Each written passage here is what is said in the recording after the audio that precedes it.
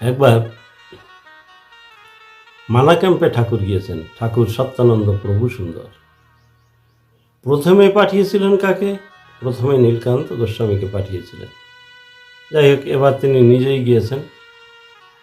নিজে গিয়ে যখনই ক্যাম্পে গিয়ে পৌঁছেছেন, তখন মানা ক্যাম্প তো আলোড়ন সৃষ্টিই হয়ে গেছে। উপরন্তু ওই যে মানার আন্ডারে যে 4-5টা গ্রাম ছিল, 4-5টা ক্যাম্প ছিল, মানাভাটা, বড়দাভাটা, তারপরে কুরুত ক্যাম্প, এইভাবে নওগাঁ, এইভাবে যতগুলো গ্রাম ছিল সবগুলোই সাড়া জেগেছে, ঠাকুর এসেছেন। তো এই যে সাড়া জেগে গেছে, তাই না? এই সাড়ার মধ্যে দিয়ে ঠাকুর বিভিন্ন লীলা করেছেন বিভিন্ন ভক্তদের সামনে।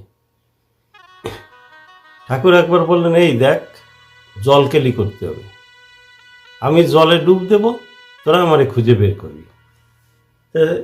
পুরো শিষ্য যারা ছিল বলে, ঠিক আছে বাবা, তুমি কেমনভাবে লুকায় থাকো, আমরা দেখব। তো এটা আনন্দের বিষয়। ঠাকুর করলেন কি, ওই অ্যারোড্রোমের পাশে, তাই না, অ্যারোড্রোমের পাশে তার কাটার ঘেরার পাশ দিয়ে একটা নালা গেছে, ছোট্ট নালা। আর ছোট্ট নালাটা মুরুম মাটি, তো ঝিলের মধ্যে দিয়ে দিয়ে ওই জল যাচ্ছে। তো দেখলে পরে ওর উপর থেকে দেখলে নিচে দেখা যায় তলা, ও গোলা হয় না, জল পরিষ্কার থাকে। ঠাকুর বললেন, ঠিক আছে, আমি এইখানে ডুব দেবো, তোরা আমাকে খুঁজে বের করবি, যদি খুঁজে পাস। বলো, তোমারে আবার পাবো না, এত পরিষ্কার জলে তুমি যাবা কোথায়? বললো, হ্যাঁ, খোঁজ। এখন সবাই নেমে গেল একসঙ্গে।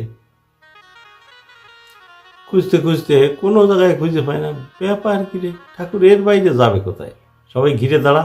ওরা বললো, সবাই ঘিরে দাঁড়া, এই পাশ দিয়ে তোরা কয়জন দাঁড়া, আমরা ওই পাশ দিয়ে কয়জন হেঁটে হেঁটে আসবো। ঠাকুর যাবে কোথায়? দেখ, তাই হলো। যুক্তি পরামর্শ যা করার পাওয়ার উদ্দেশ্যে ঠিক সেইভাবে করতে থাকলো, কিন্তু ঠাকুর আর নেই, ওর মধ্যে নেই।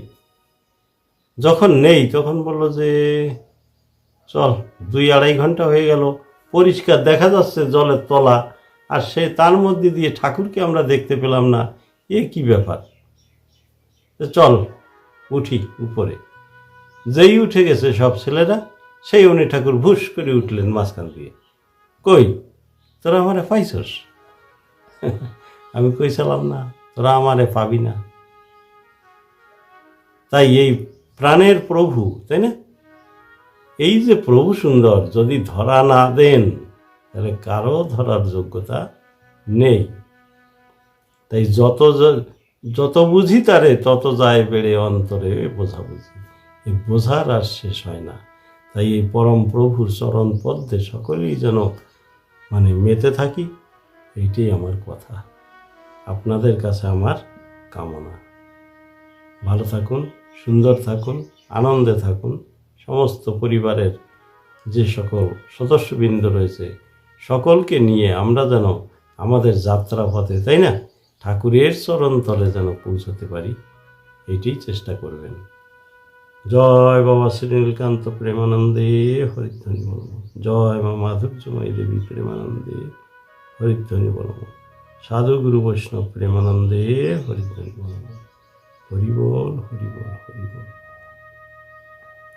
জয় বাবা, জয় সত্য হরি।